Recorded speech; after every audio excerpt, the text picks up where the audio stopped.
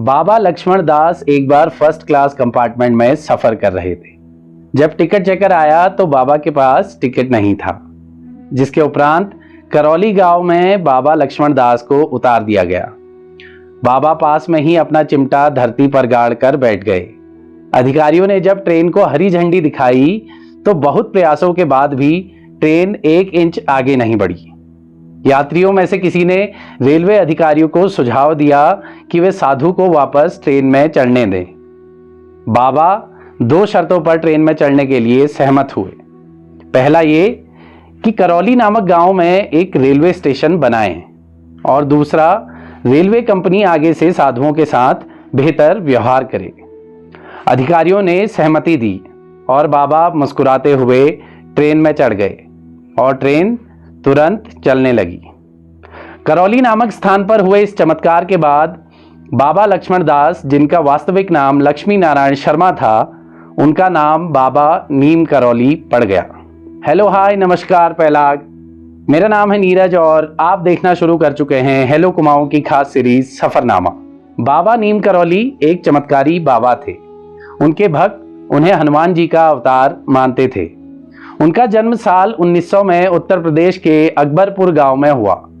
हालांकि उनका विवाह केवल 11 वर्ष की आयु में हो गया, लेकिन 17 वर्ष की आयु में ही उन्हें ज्ञान की प्राप्ति हो गई। इसके बाद साल 1958 में बाबा ने घर त्याग दिया और पूरे भारत में साधुओं की भांति विचरण करने लगे। बाबा नीम करौली महाराज सन 1961 में पहली बार नैनीताल में स्थित कैंची में आए और अपने मित्र पूर्णानंद जी के साथ मिलकर यह आश्रम बनाने का विचार किया। और इसके बाद बाबा नीम करौली महाराज जी ने साल 1964 में इस मंदिर की स्थापना की और यह स्थान कैंची धाम के नाम से जाना जाने लगा। बाबा ने अपने जीवन के आखिरी 10 वर्ष इस जगह पर बिताए और फिर 11 सितंबर 1973 को उन्होंने वृंदावन में अपना शरीर त्याग दिया।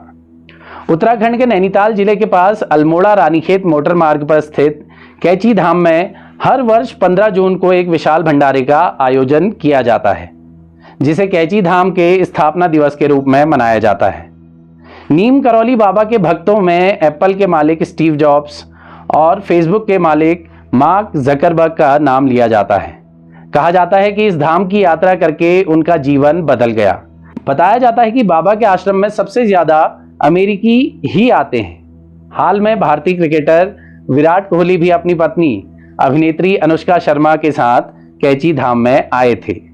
यहाँ हर दिन हजारों श्रद्धालु बाबा का दर्शन पाने दूर दूर से आते हैं। अगर आपका भी मन है कैंची धाम आने का, तो यहाँ पहुँचने के 3 तरीके हैं। यहाँ से सबसे नज़दीकी एयरपोर्ट पंतनगर एयरपोर्ट है।